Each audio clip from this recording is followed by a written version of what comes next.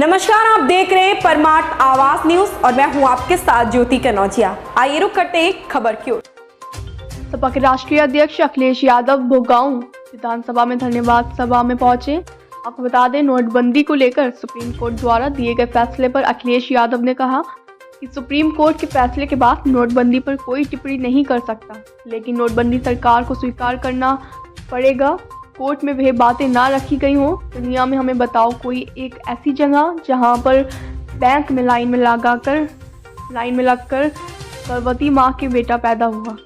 भारत इकलौता देश है जिसमें नोटबंदी की गई और एक गर्भवती मां जब बैंक गई अपना पैसा निकालने के लिए, नोट बदलने के लिए, वहां बेटा पैदा हुआ और अगर उसका कोई जन्मदिन मनाता है तो वह समाजवादी पार्टी के लोग। मैं तो कहूँगा भारतीय जनता पार्टी को, अगर सुप्रीम कोर्ट ने नोटबंदी को ठीक माना है, भारतीय जनता पार्टी उस खजांची को गोद लेने और उसका जन्मदिन हर साल मनाए। राहुल गांधी की भारत जोड़ो यात्रा पर समाजवादी पार्टी द्वारा किए गए ट्वीट पर अखिलेश यादव ने कहा कि उनकी यात्रा के लिए उन्हें बधाई हो और भारत जो है विभिन्न जाति का और मिलीजुली संस्कृति का, भाईचारे का हमारा समाज रहा है।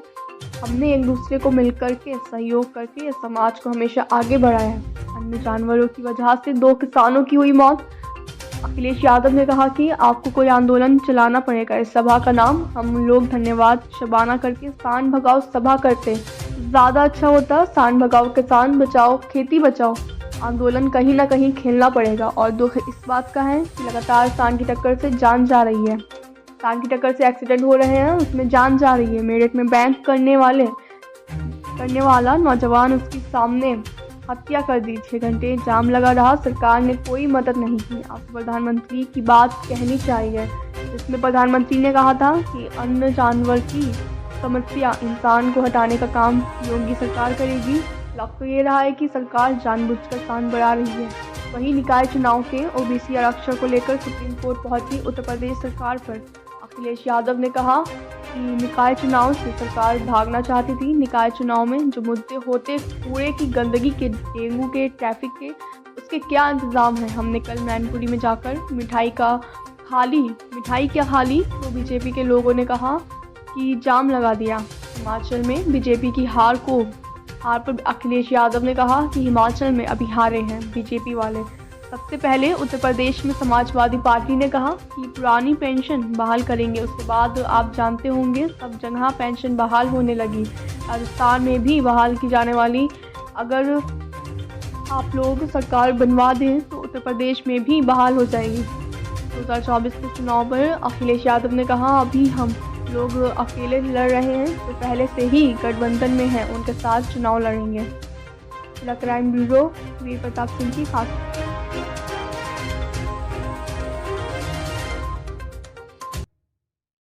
और ये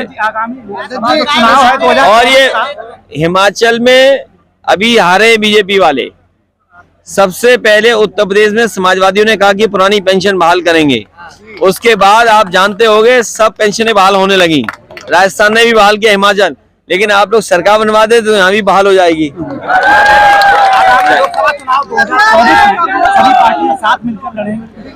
वो 24 में तय किया जाएगा। अभी तो हम लोग अकेले लड़ रहे हैं और जो पहले से गठबंधन में है उनके साथ लड़ रहे हैं। गर्दा लगा हुआ था पत्तियों में, आप पेड़ों को नहीं पहचान सकते। अगर शहरों में गर्दा इतना उठेगा, धूल धक्कड़ इतनी उड़ेगी तो क्या स्मार्ट सिटी होगी इनकी। तानाशाही रवैया चलते जेल में आंदोलन करने मजबूर हो रहे हैं। नहीं, बहुत जल्दी होगा ये। अध्यक्ष जी, ये देखिए अध्यक्ष जी, हमारे संविधान मिलेंगे अध्यक्ष जी। और सुनिए, जहाँ तक मैनपुरी है, कल मैं आया था, मेडिकल कॉलेज उसका बजट नहीं आ रहा, वो दिलवाएंगे। सैनिक स्कूल का बजट नहीं आ रहा, वो बजट दिलवाएंगे। इंजीनियरिंग कॉलेज का बजट दिलवाएंगे। आपके जितने भी बिजली का बर्बादी है उसके लिए संघर्ष करेंगे। और मैनपुरी जिस तरीके से विकास में आगे बढ़ रहा था, उसको लगातार आगे बढ़ाते रहेंगे। अध्यक्ष जी, आप लगातार कह रहे हैं कि जिससे लड़ाई है वो आर्थिक रूप से जो महंगाई पर भाजपा बिल्कुल थोप रही है। और देखिए, सुप्रीम कोर्ट में जहां नोटबंदी से लेकर सब कुछ कह रहे हैं कि मोदी जो कर रहे हैं वो राष्ट्र हित में है, कैसे आम जनता को न्याय मिलेगा? अगर हम जमीनी हकीकत को देखें तो महंगाई चरम सीमा पर है और बेरोजगारी चरम सीमा पर, और न्याय की उम्मीद करना भूल जाइए। मुझे अभी पता लगा है कि पार्टी के पूर्व विधायक दीपक यादव, उनके घर को कुर्की कर दी गया है, कुर्क कर दिया गया है। पहले तो झूठे मुकदमे लगाए, पहले झूठा मुकदमा लगाया और उसके बाद उनके साथ ये अन्याय, ये पॉलिटिकल पार्टी के लीडर के साथ अन्याय इस तरह का करना, और अधिकारी दबाव में काम कर रहे हैं। ये सरकार को समझना चाहिए कि अगर झूठा फंसा करके कार्रवाई की जाएगी तो समय आने पर भारतीय जनता पार्टी के लोग भी इसी तरह इसी चक्र में फंस जाएंगे। जो अधिकारी आज समाजवादी पार्टी को परेशान कर रहे हैं, कल हो सकता है भारतीय जनता पार्टी को वही अधिकारी परेशान करें। इसलिए अधिकारियों से ये काम लेना सरकार को बंद करना चाहिए, झूठा फंसाना बंद करना चाहिए। और ये दिखाना चाहते हैं कि विपक्ष कुछ नहीं है। ये कार्रवाई इसलिए हो रही है कि विपक्ष कुछ नहीं है। विपक्ष अगर आवाज उठाएगा तो आवाज और दबा दी जाएगी। ये न भूलें कि सरकार हमेशा के लिए नहीं होती है, विपक्ष हमेशा के लिए होता है।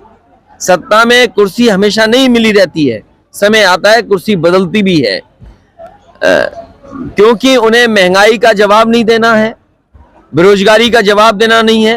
किसी घर परिवार में आप चले जाएं, हर घर परिवार में एक उनका बेटा या बेटी बेरोजगार बैठी है, पढ़ लिख करके डिग्री हासिल कर ली, लेकिन सरकार ने आज तक उन्हें नौकरी नहीं दी।